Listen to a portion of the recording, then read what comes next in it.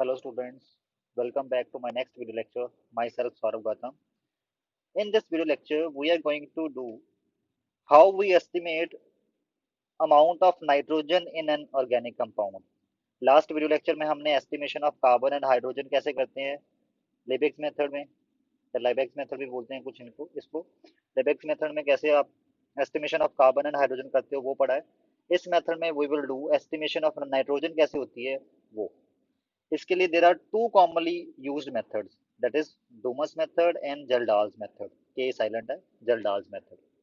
Okay. अब आप कई बार सोचोगे, जैसे आप हम आने वाले लेक्चर्स में ये भी पढ़ेंगे एस्टिमेशन ऑफ फास्फोरस कैसे होती है, सल्फर कैसे होती है, क्लोरीन कैसे होती है, ब्रोमीन कैसे होती है, आयोडीन कैसे होती है। कार्बन और हाइड्रोजन तो हमने पढ़ ही लिया। कार्बन और हाइड्रोजन को और नाइट्रोजन को इतना स्पेशल ट्रीटमेंट क्यों, इनको इतना डिटेल में क्यों पढ़ेंगे, इनके लिए देखना ये थोड़ा ही है, इनके लिए इतना ब्रॉडली समझाया नहीं गया इसको। इस नाइट्रोजन के लिए उल्टा दो दो मेथड बनाए हुए हैं। ठीक है, मतलब कितनी अजीब बात है ना कि इनके लिए का जैसे मैंने बोला था लास्ट वीडियो में कि CHN एनालाइजर भी होता है, जो कार्बन हाइड्रोजन नाइट्रोजन को वैसे ही आप इंस्ट्रूमेंट में डाल के पता लगा लोगे कि कार्बन की परसेंटेज कितनी है, हाइड्रोजन की कितनी है, नाइट्रोजन की कितनी है। कार्बन हाइड्रोजन नाइट्रोजन को इतना स्पेशल ट्रीटमेंट क्यों मिलता है ऑर्गेनिक कंपाउंड्स में।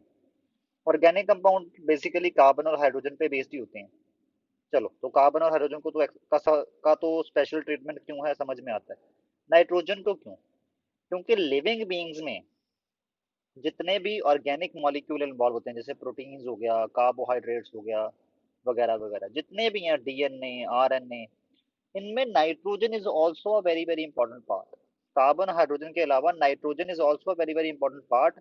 तो नाइट्रोजन की एनालिसिस होती है, जब भी किसी ऑर्गेनिक मॉलिक्यूल की एनालिसिस होती है उसमें नाइट्रोजन की एनालिसिस भी होती है। इसलिए कार्बन हाइड्रोजन और नाइट्रोजन को इतना स्पेशल ट्रीटमेंट दिया जाता है, इनको इतना ब्रॉडली पढ़ा जाता है इन क्वांटिटेटिव एनालिसिस। ठीक है, चलो हम ऑफ टॉपिक चले गए थे, now back to the topic.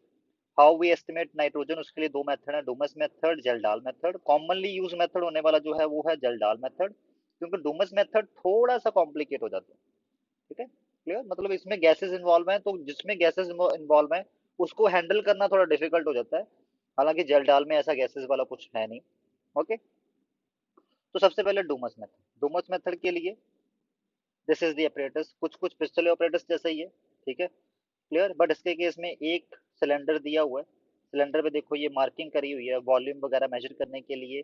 इस सिलेंडर में ये सोल्यूशन डाला हुआ है पोटाशियम हाइड्रोक्साइड का। क्लियर, ये भी पोटाशियम हाइड्रोक्साइड का सोल्यूशन है, यहीं से सप्लाई किया हुआ है पोटाशियम हाइड्रोक्साइड का सोल्यूशन इधर।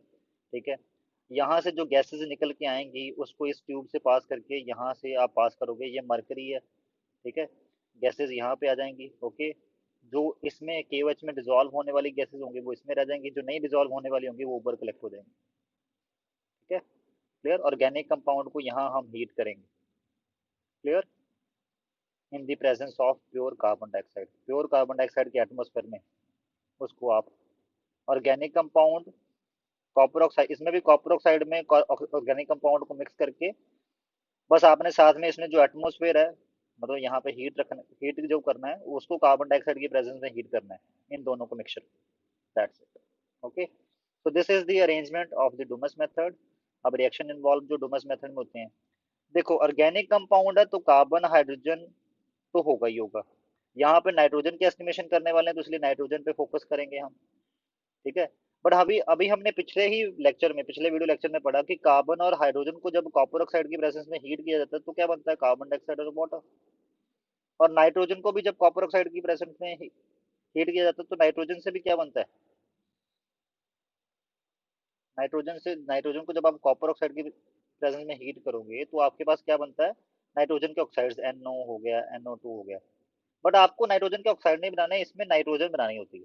तो नाइट्रोजन बनाने के लिए हमने क्या किया था, जो यहाँ से नाइट्रोजन के ऑक्साइड होते हैं उनको नाइट्रोजन में कन्वर्ट करने के लिए पिछले वीडियो में मैंने क्या बताया था, क्या करते हैं हम रास्ते में, क्या करते हैं, कॉपर के गेजिंग कर देते हैं, कॉपर गेज यूज कर लेते हैं। Okay, clear. और इसके केस में तो कार्बन डाइऑक्साइड भी यूज कर लिया हुआ है। Clear, carbon dioxide is also a reducing agent, ये भी एक रिड्यूसिंग एजेंट है। ओके, क्लियर, नहीं it is oxidising agent, wait wait sorry, this is the oxidising agent. तो आपके पास अब देखो, अब इसके केस में जो नाइट्रोजन के ऑक्साइड बनेंगे, नाइट्रोजन के ऑक्साइड जब कॉपर गैस से पास होंगे, ठीक है, मान लो ऑक्साइड ऑफ नाइट्रोजन बनेंगे जो, जब वो कॉपर गैस से पास होंगे वो नाइट्रोजन में कन्वर्ट हो जाएंगे, ठीक है। और ज्यादातर जब आप ऑर्गेनिक कंपाउंड को कॉपर ऑक्साइड की प्रेजेंस में हीट करते हो तो वो ज्यादातर नाइट्रोजन ही बनती है और स्मॉल अमाउंट ऑफ नाइट्रोजन के ऑक्साइड भी बनते हैं। तो नाइट्रोजन इनकी फॉर्म में वेस्ट ना हो जाए, इसलिए उसको N2 बनाने के लिए ये रास्ते में इसके कॉपर की गेजिंग करी है, सो दैट जो ऑक्साइड बनेंगे नाइट्रोजन के वो भी नाइट्रोजन में कन्वर्ट हो जाए। ओके, तो अल्टीमेटली जितनी भी ऑर्गेनिक कंपाउंड में नाइट्रोजन प्रेजेंट होगी वो सारी N2 की फॉर्म में, plus carbon dioxide plus water, ये तीनों, अगर ऑर्गेनिक कंपाउंड में कार्बन हाइड्रोजन और नाइट्रोजन ही हुए सिर्फ तो ये तीनों इधर आएंगे, इसमें से पास किए जाएंगे।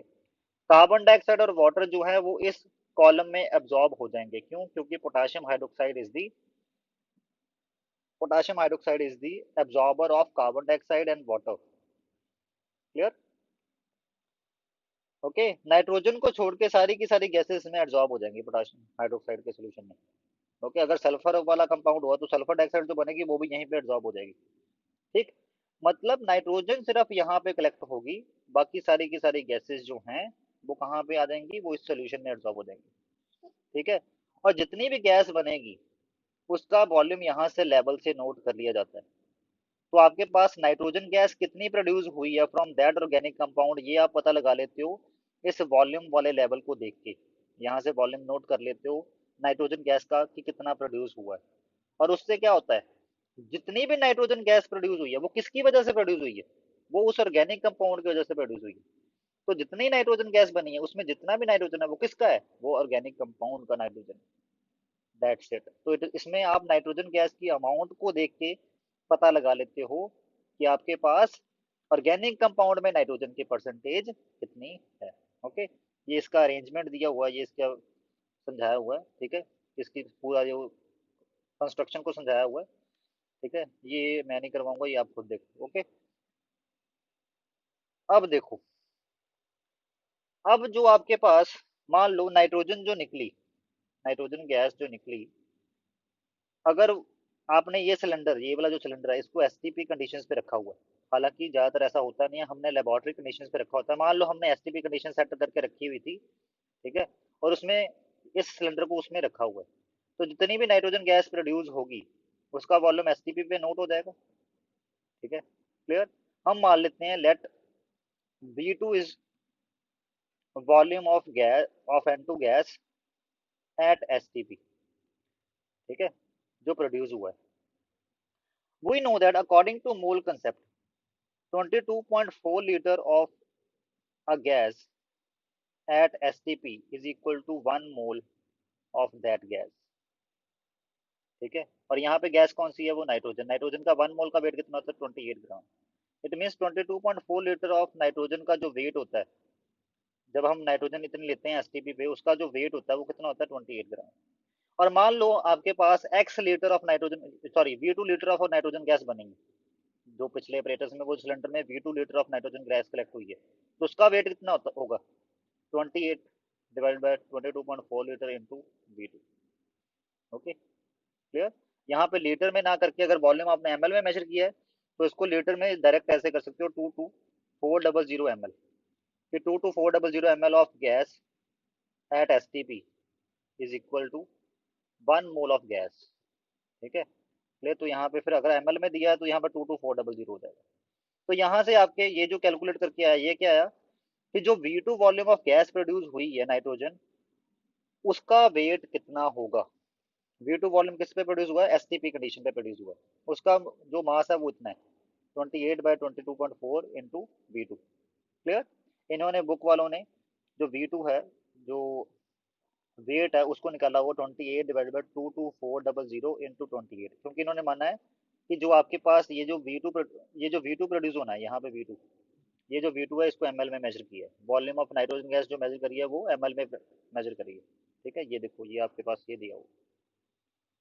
Okay, clear? तो इतना वेट है नाइट्रोजन गैस का जो प्रोड्यूस हुआ है उस ऑर्गेनिक कंपाउंड की वजह से। ये वॉल्यूम आपने कहाँ से निकालना है, by the cylinder used in the Dumas method. Okay, clear? तो V2 वॉल्यूम आपने निकाल लिया, दैट्स इट। वहां से नाइट्रोजन गैस का वेट कितना प्रोड्यूस हुआ है वो निकाल लिया, ये जो नाइट्रोजन का वेट है, this is the weight of nitrogen, nitrogen की परसेंटेज निकालनी है ना, weight of nitrogen, weight of organic compound taken, जिसकी वजह से इतना नाइट्रोजन बना, ठीक है, इनटू 100। तो यहाँ से आपने वेट ऑफ नाइट्रोजन की वैल्यू क्या कर दी, 28 डिवाइड बाई 22400 इंटू V2, अगर वॉल्यूम ml में मेजर किया है। अगर लीटर में मेजर किया होता तो यहाँ पे 22.4 लीटर होता। ठीक है, weight of nitrogen divide by weight of organic compound taken, ठीक है, let it be W into 100। तो फॉर्मूला क्या बन जाएगा, 28 डिवाइड बाई 22400, W ऊपर V2 है, into 100। This is the formula which you get.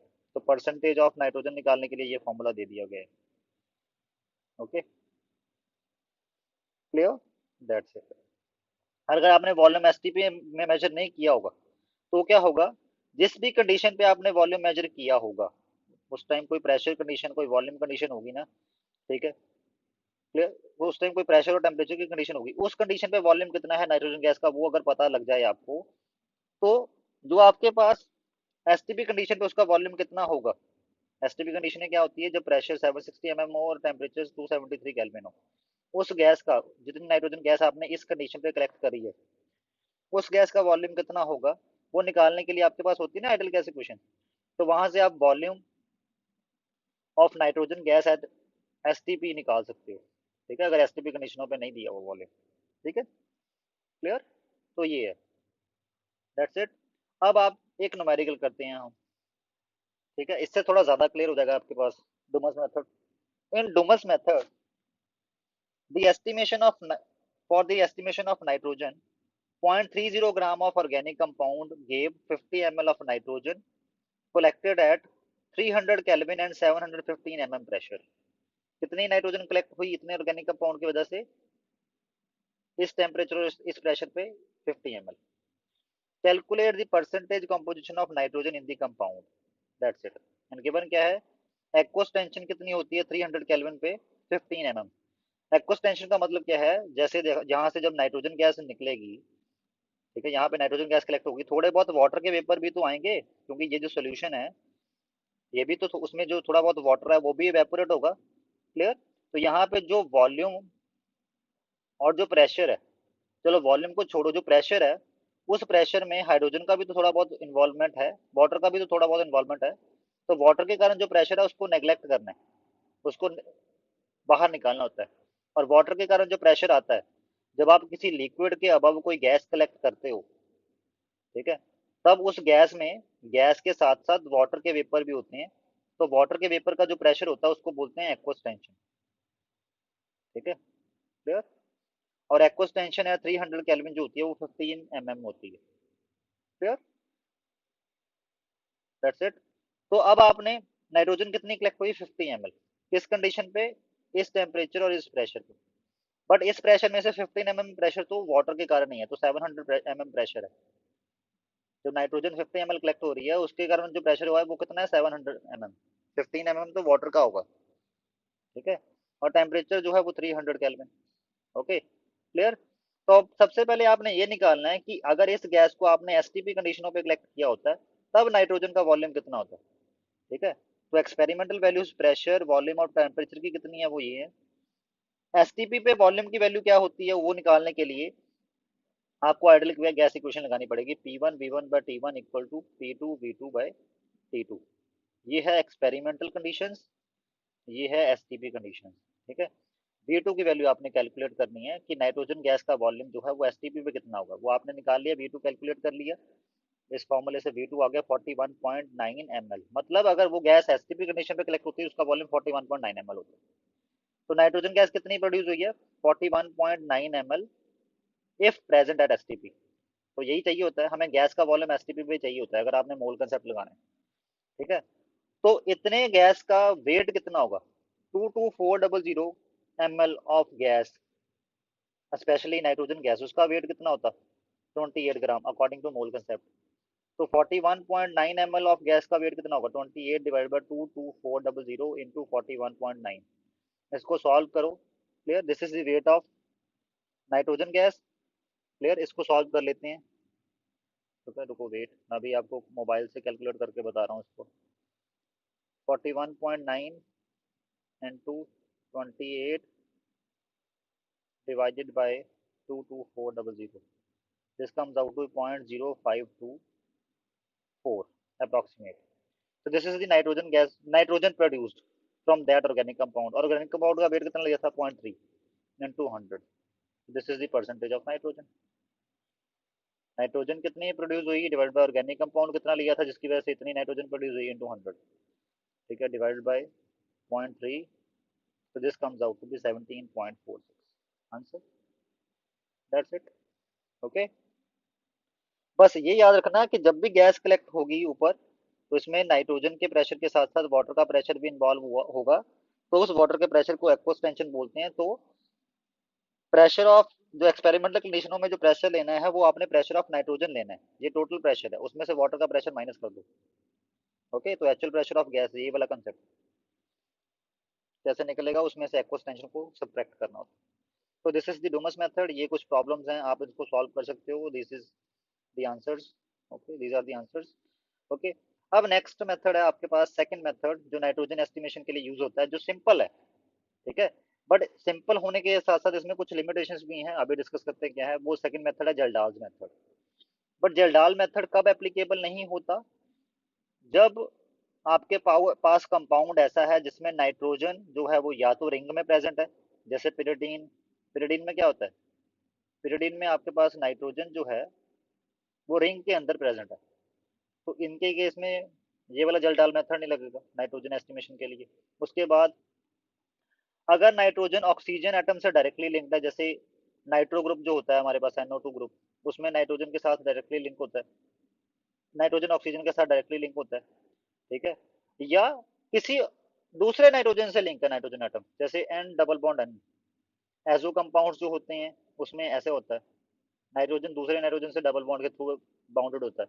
तो इन कंपाउंड्स के केस में जब नाइट्रोजन इन कंडीशंस में अवेलेबल हो कंपाउंड के अंदर, उस टाइम आपके पास जल्डाल मेथड आप उसके लिए नहीं लगाते, अदरवाइज जल्डाल मेथड लग जाता है. Okay, clear. जल्डाल मेथड वैसे यूज कहाँ पे होता है? फर्टिलाइजर, फूड स्टफ और ड्रग्स में नाइट्रोजन की एस्टिमेशन करने के लिए. मैंने बोला ना, ऑर्गेनिक मॉलिक्यूल्स में nitrogen is the main component. Okay, nitrogen main component होता है ऑर्गेनिक मॉलिक्यूल्स. ओके, अब इसमें समझो हम क्या करते हैं इसके केस में. डायग्राम से समझाता हूँ सीधा. ठीक है, वो आप थ्योरी आप खुद पढ़ लेना जो मैंने हाईलाइट करी हुई है. हम ऑर्गेनिक कंपाउंड का नोन वेट एक फ्लास्क, लॉन्ग नेक फ्लास्क होता है जिसको जलडाल फ्लास्क भी बोलते हैं. ओके, उसमें डाल के, ओके, थोड़ा सा ऑर्गेनिक कंपाउंड वेट करके, अपनी मर्जी से वेट लेके उसका, उसमें हम एक्सेस ऑफ H2SO4 डालते हैं, साथ में पोटाशियम सल्फेट डालते हैं और साथ में कॉपर सल्फेट डालते हैं और उसको हीट करते हैं जलडाल फ्लास्क में. ठीक है, और उसको हीट करते रहते हैं, अच्छे से हीट कर रहे हैं. हम क्या ऐसे करके करना क्या चाह रहे हैं? हम चाह रहे हैं कि ऑर्गेनिक कंपाउंड में जितना भी नाइट्रोजन है वो सारा का सारा कंसंट्रेटेड H2SO4 के साथ रिएक्ट करके जितना भी नाइट्रोजन ऑर्गेनिक कंपाउंड में प्रेजेंट है वो अमोनियम सल्फेट की फॉर्म में इस सॉल्यूशन में आ जाए. ठीक है, क्लियर. तो अब आप बोलोगे कि चलो कंसंट्रेशन H2SO4 के साथ रिएक्शन है, तो इन दोनों का क्या काम है? K2SO4 और कॉपर सल्फेट का काम क्या है? ये H2SO4 के बॉइलिंग पॉइंट को बढ़ा देते हैं, जिससे क्या होता है, इस हीटिंग के दौरान वो H2SO4 इवेपोरेट कम होता है और रिएक्शन में ज्यादा ध्यान देता है, ज्यादा इन्वॉल्व होता है. Okay, clear. Long neck Kjeldahl flask लेने का भी यही पर्पज है कि H2SO4 लॉस ना हो, अदरवाइज H2SO4 की अमाउंट ज्यादा लगेगी, आपका खर्चा बढ़ेगा. ओके, तो यहाँ पे आपके पास इस फ्लास्क में जितना भी ऑर्गेनिक कंपाउंड में नाइट्रोजन है वो H2SO4 के साथ रिएक्ट करके अमोनियम सल्फेट की फॉर्म में आ जाएगा. Ignore my hand writing. Okay, clear. उससे क्या होगा, उसका अगला स्टेप है. ठीक है, ये आपने कर दिया स्टेप ए, जिसको बोलते हैं digestion, digestion of nitrogen in H2SO4. Okay, उसके बाद आपने क्या करना है, इस जलडाल फ्लास्क में,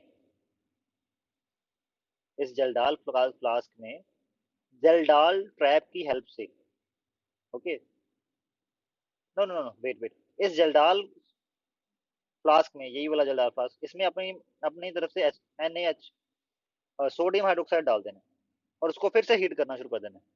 उसका क्या बेनिफिट है? जितना भी सॉल्यूशन में अमोनियम सल्फेट बन गया होगा वो NaOH के साथ रिएक्ट करके ये रिएक्शन शो करवाएगा, formation of sodium sulphate, water and ammonia. और अमोनिया क्या होता है, गैसेस फॉर्म में होता है। चलो आप बोलोगे लिक्विड फॉर्म में भी तो होता है सर, फिर भी यहाँ से नीचे हीट भी तो हो रहा है, तो सारा का सारा अमोनिया जो है वो गैसेस फॉर्म में बन जाएगा। तो यहाँ से जो गैसेस फॉर्म में बन जाएगा उसको एक साइड हम कलेक्ट कर लेंगे। ठीक है, कलेक्ट दो तरीके से करते हैं। ये एक तो है कि एज इट इज अमोनिया आप कलेक्ट कर लो, यहाँ पे वाटर रखो, जितना भी अमोनिया आएगा उसको उस वाटर में पास कराओ, तो सारा का सारा अमोनिया इस वाटर में डिजोल्व फॉर्म में आ जाएगा in form of ammonium hydroxide. Okay, एक तो ये तरीका है। दूसरा क्या है, यहाँ पे आप नॉन कंसंट्रेशन वाला H2SO4 रखो, और जितना भी अमोनिया आ रहा है वो उस नॉन कंसंट्रेशन वाले H2SO4 के साथ रिएक्ट करके जो है न्यूट्रलाइजेशन करवा देगा उसकी।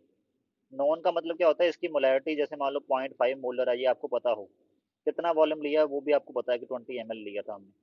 ठीक है, क्लियर। एक तो है कि अमोनिया को एज इट इज कलेक्ट कर लो, दूसरा तरीका क्या है, कोई नॉन स्टैंडर्ड एसिड का नॉन वॉल्यूम रखो यहाँ पे। ओके, उसमें आप इस अमोनिया को कलेक्ट कर लो, या ऐसा बोल दो कि उसके लिए उसको न्यूट्रलाइज करने के लिए उस अमोनिया को यूज कर लो। ठीक है, तो जितना भी अमोनिया प्रोड्यूस होगा वो H2SO4 के साथ जो यहाँ पे आपने कलेक्शन के लिए यूज किया, इसको एज इट इज भी कलेक्ट कर सकते हैं। यू कैन ऑल्सो, यहाँ पे लिख देता हूँ, you can also collect as it is. Okay, और you can make it to react with H2SO4 of known concentration and known volume। Okay, उससे क्या होगा, उसके बाद क्या होगा, अगर आपने ऐसा किया, अगर तो आपने अमोनिया को कनेक्ट कलेक्ट किया होगा, ठीक है, तो हम क्या करेंगे, इस अमोनिया को जो आपने कलेक्ट कर लेना है उसको किसी एसिड के साथ रिएक्ट करवाएंगे। ठीक है, जैसे आप लेबोरेटरी में करते हो ना, स्टैंडर्डाइजेशन, टाइट्रेशन करते हैं ना स्टैंडर्डाइज करने के लिए, जिस एसिड के साथ रिएक्ट करवाएंगे that will be of known concentration. Clear, इसकी कंसंट्रेशन अननोन है, जो अमोनिया सोल्यूशन आपने लिया है आपको थोड़ा पता उसमें कितनी अमोनिया डली है। ठीक है, तो इन दोनों इसकी इस स्टैंडर्ड एसिड की हेल्प से इसको स्टैंडर्डाइज कर लेंगे, एक तो ये तरीका है। दूसरा, अगर आपने ऐसा किया हुआ कि यहाँ पे H2SO4 नॉन कंसंट्रेशन वाला लिया था, तो आपको इसकी कंसंट्रेशन पता थी, आपको इसका वॉल्यूम भी पता था। जब इसमें से आपने अमोनिया पास किया तो अमोनिया की वजह से इसमें कंसंट्रेशन कम हो गई। ठीक है, तब आप क्या करोगे, तब आपका जो स्टैंडर्ड आपने शुरू में लिया था सल्फ्यूरिक एसिड का सोल्यूशन, ठीक है, उसके बाद जब अमोनिया पास करोगे तो वो क्या हो जाएगा, वो अननोन हो जाएगा, क्योंकि अमोनिया अब H2SO4 की कंसंट्रेशन चेंज होगी। तब क्या करेंगे, इस अननोन को किसी दूसरे किसी बेस के साथ रिएक्ट करवा के इस H2SO4 को स्टैंडर्डाइज कर लेंगे। ठीक है, और जो इस H2SO4 की नई कंसंट्रेशन निकलेगी, मान लो पहले 0.5 मोलर था ये और इसका वॉल्यूम था 50 ml।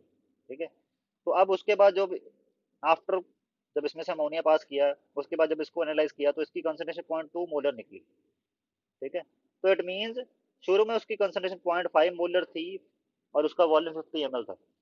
ठीक, अब उसकी कंसंट्रेशन 0.2 मोलर रह गई है। ओके, और उसका वॉल्यूम जो है वो 50 ml है। ओके, तो यहाँ से क्या निकल के आता है कि जो H2SO4 की कंसंट्रेशन चेंज हुई है वो किसकी वजह से हुई है, अमोनिया की वजह से हुई है। तो यहाँ से आप एस्टिमेट कर लोगे कि कितना कंसंट्रेशन चेंज हुआ है। जो H2SO4 की कंसंट्रेशन चेंज हुआ उसकी वजह से कितना अमोनिया आया था वो एस्टिमेट लग जाएगा, और अमोनिया में कितना नाइट्रोजन है वो भी पता लग जाएगा बाय यूजिंग मोल कंसेप्ट, और जितना भी नाइट्रोजन है वो सारा का सारा किसका है, ऑर्गेनिक कंपाउंड। ओके, और ऐसे आप अमोनिया की कितनी अमाउंट बनी है उसकी हेल्प से ये फाइंड आउट कर लोगे कि नाइट्रोजन कितना आया था, कितना ऑर्गेनिक कंपाउंड में वो नाइट्रोजन था जो ऑर्गेनिक कंपाउंड आपने लिया।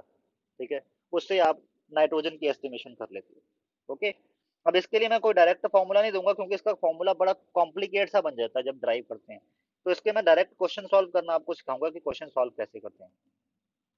ठीक है, जैसे सबसे पहले तो सॉल्व क्वेश्चन क्यों देखते हैं, एक जो एनसीईआरटी सॉल्व एग्जांपल है।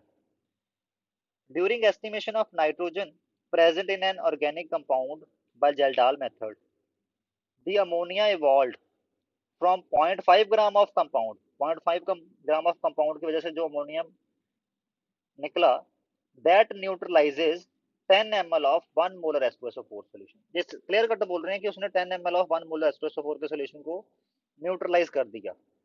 Find the percentage of nitrogen in the compound. तो percentage of nitrogen in the compound निकालने से पहले आपको ये निकालना पड़ेगा कि अमोनिया प्रोड्यूस कितना हुआ है। ठीक है। अमोनिया और H2SO4 की रिएक्शन क्या है, दिस इज रिएक्शन, ठीक है। And molarity equation for the reaction क्या होती है, what is the molarity equation for the reaction, ठीक है। चलो इसको मैं ना इस क्वेश्चन को पिक करके मैं आपको नेक्स्ट पेज पे खुद करके बताता हूँ। नेक्स्ट पेज में मैं अभी आपको करके दिखाता हूँ खुद। Okay, so this is the question. Okay, clear. तो अब इसमें क्या है,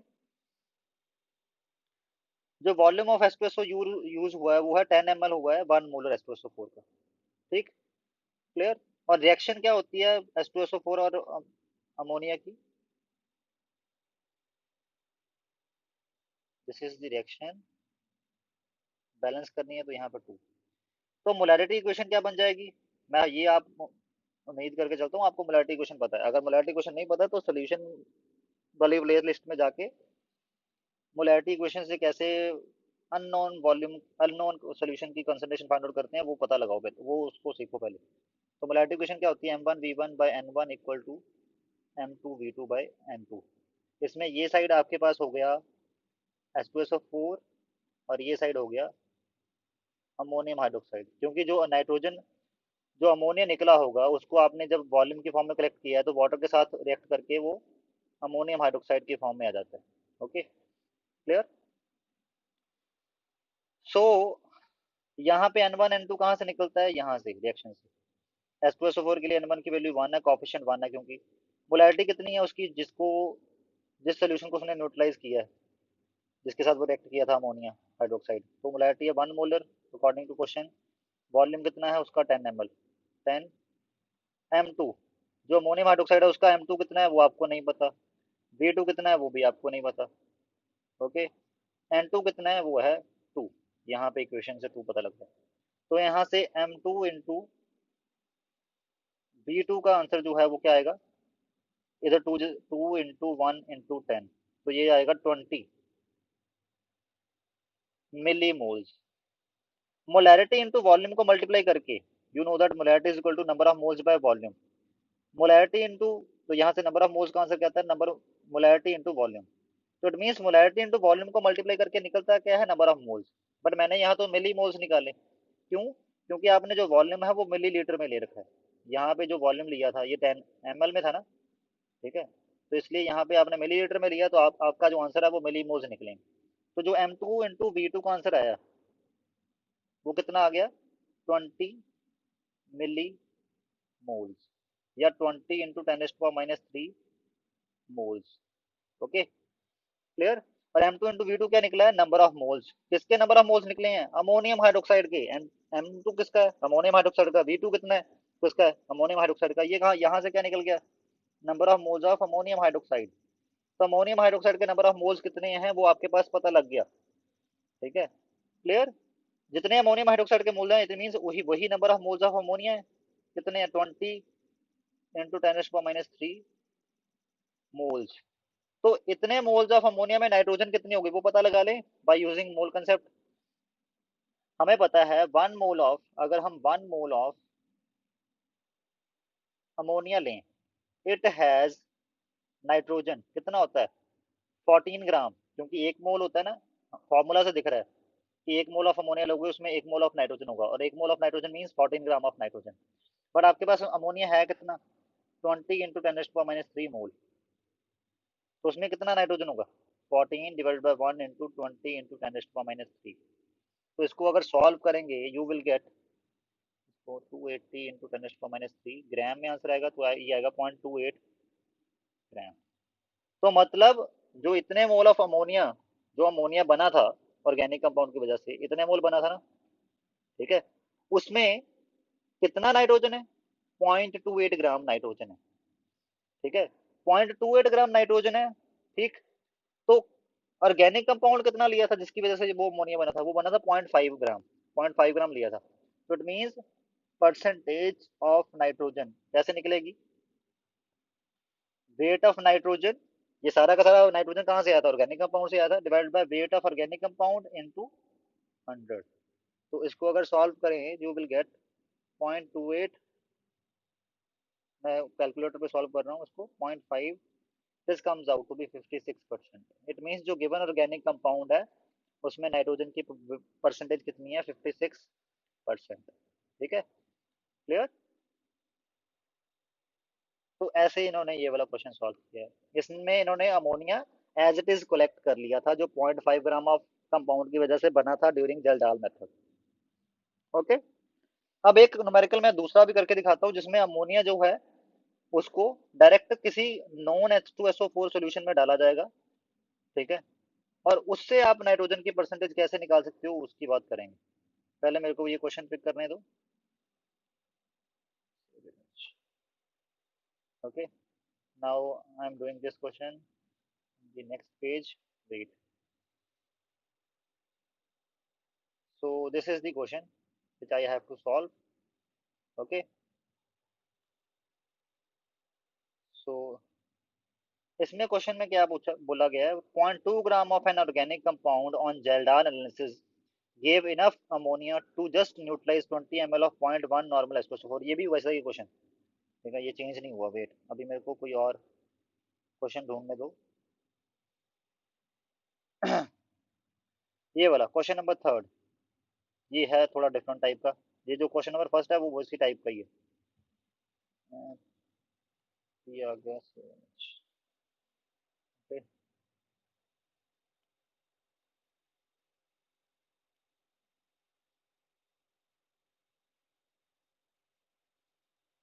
तो आपके पास ये एनसीईआरटी प्रॉब्लम का क्वेश्चन है।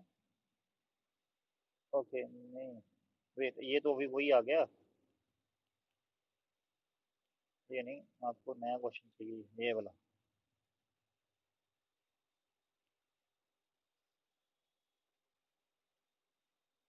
वेट वेट वेट स्टूडेंट्स, थोड़ा आगे कर लो जल्दी से।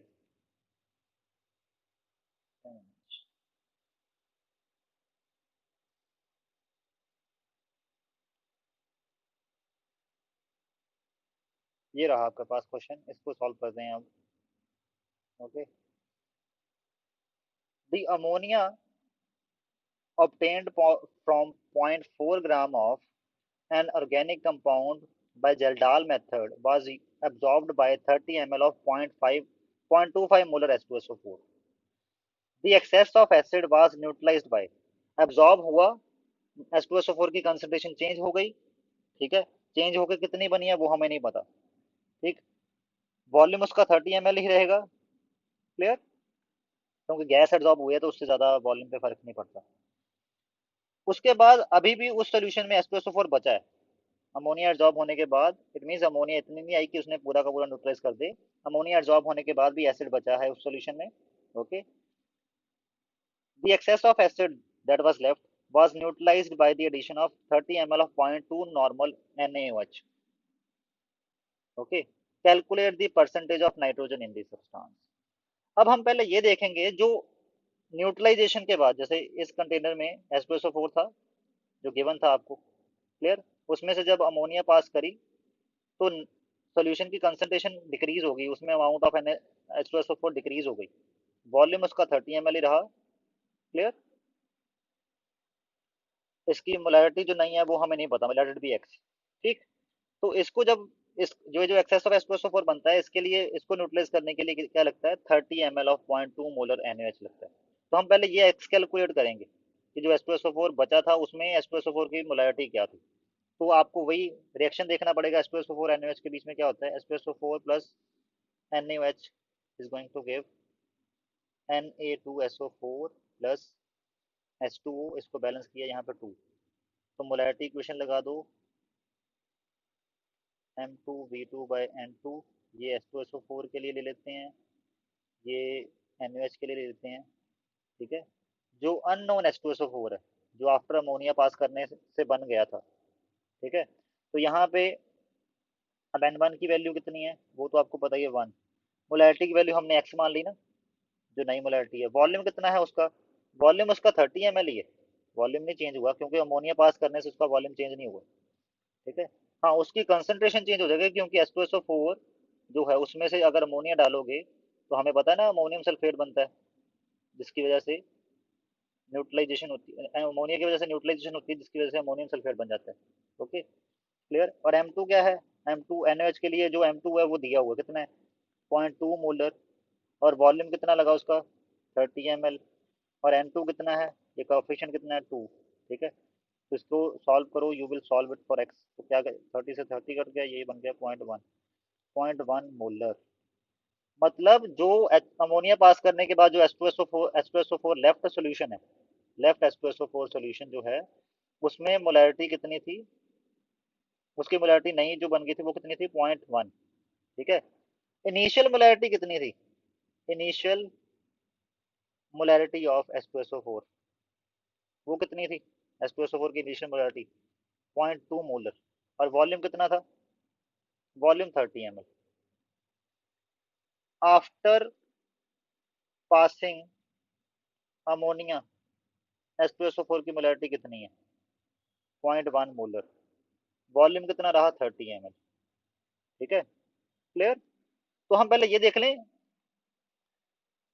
Initially number of moles of H2SO4 in solution, वो कैसे निकलेंगे? मोलैरिटी इनटू वॉल्यूम, उसको लीटर में लेना पड़ेगा। ठीक है, तो मोलैरिटी कितनी थी इनिशियली? 0.2, वॉल्यूम इन लीटर 0.03 बन गया। 30 ml मीन्स 0.03 लीटर। तो ये बन गया 0.006 मोल।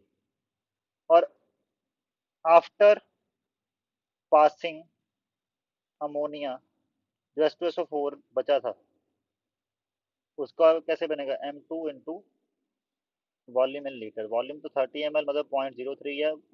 M2 कितना है? 0.1। ठीक है, मोलैरिटी ऑफ H2SO4 जो लेफ्ट थी वो कितनी बन गई? मोल। H2SO4, इट मींस शुरू में इस सॉल्यूशन में जिसमें से आपने अमोनिया पास करी, ये वाले की बात कर रहा हूँ मैं। ठीक है, इसमें 0.006 मोल था H2SO4 का। बट जब अमोनिया पास कर दी उसमें, उसके बाद इसमें 0.003 मोल रह गया H2SO4 का। मतलब 0.003 मोल ऑफ H2SO4 जो चेंज हुआ है, वो रिएक्ट किया था विद अमोनिया। ठीक है, क्लियर। तो यहां से आप अमोनिया के अमाउंट कर लोगे कैलकुलेट। तो चेंज क्या बन गया? चेंज ऑफ H2SO4, कितने number of moles of change का चेंज आया? 0.006 minus 0.003, 0.003 mole. So the ammonia that was reacted with this, कितना अमोनिया है जो 0.003 मोल ऑफ H2SO4 को न्यूट्रलाइज कर सकता है? वही फिर रिएक्शन लिखना पड़ेगा, H2SO4 plus 2 ammonia is going to give 2 ammonium hydro sorry ammonium sulphate like this. ठीक है, मतलब 1 मोल ऑफ H2SO4 को रिएक्ट करने के लिए 2 मोल ऑफ अमोनिया लगता है। आपको स्टोइकियोमेट्री आती होनी चाहिए इसके लिए, +1। ठीक है, क्लियर। तो 1 मोल ऑफ H2SO4 के लिए अमोनिया रिक्वायर्ड कितना? 2 मोल। ओके, बट आपका H2SO4 कितना रिएक्ट हुआ है? 0.003 मोल। 0.003 मोल ऑफ H2SO4 के लिए अमोनिया कितना लगेगा? 2 divided by 1 into 0.003, this is 0.006 मोल। तो इट मीन्स आपके पास ड्यूरिंग जेल्डाल मेथड उस अपरेटस से 0.0006 मोल ऑफ अमोनिया आया था, जिसकी वजह से 0.003 मोल ऑफ H2SO4 आपका न्यूट्रलाइज हो गया, जो इस सोल्यूशन में प्रेजेंट था। ठीक है, तो अमोनिया प्रोड्यूस कितना हुआ है रिएक्शन के दौरान, वो आपने कैलकुलेट कर लिया इतना। ठीक है, अब इतने इतने अमोनिया में कितना नाइट्रोजन होगा वो कैलकुलेट करें। वो तो वैसे ही कैलकुलेट होगा जैसे पिछले क्वेश्चन में किया। 1 mole of ammonia has nitrogen कितना? 14 ग्राम। तो 0.006 mole of ammonia has nitrogen 14 divide by 1 into 0.006, तो ये कितना आ जाएगा? 14 into 0.006, this comes out to be 0.084 gram. ये सारा का सारा नाइट्रोजन किसका है? ऑर्गेनिक कंपाउंड का। और ऑर्गेनिक कंपाउंड कितना लिया था जिसको एनालाइज किया था आपने, जिसकी वजह से ये नाइट्रोजन निकला है? 0.4 ग्राम। ओके, तो आपके पास आ गया, इसको कैलकुलेट करो, percentage of nitrogen, nitrogen weight, organic compound weight into 100, कितना बना? 0.084 डिवाइड बाय ऑर्गेनिक कंपाउंड का वेट कितना लिया था? 0.4 इंटू 100। तो इसको डिवाइड करो 0.4 से into 100, that comes out to be 21%। It means जो गिवन ऑर्गेनिक कंपाउंड है उसमें कितना नाइट्रोजन है? 21%। ओके स्टूडेंट्स, तो this is how you can solve this kind of question. और जो दूसरी तरह के क्वेश्चन है वो थोड़े इजी होते हैं, ये वाले, ये भी आपको बता दिए। Okay students, got it? यार यहाँ पे आंसर 31% आ रहा है, इसमें थोड़ा देखें कैलकुलेशन में मिस्टेक तो नहीं हो गई? 14 इंटू 0.006 डिवाइडेड बाई 0.4, नहीं 21% इज द आंसर, यही आंसर आएगा, this is the correct answer. Okay students, this is how you will solve this kind of question. आप स्क्रीनशॉट ले सकते हो इसका। Okay, clear? थोड़ा हैंड राइटिंग को इग्नोर ही करो। So this is how you use Jaldal method for estimation of nitrogen in an organic compound. And in the next video, we will do Carius method. अब next video में हम Carius method use देखेंगे, कैसे use करते हैं। Carius method is used for the estimation of halogens. So thank you students.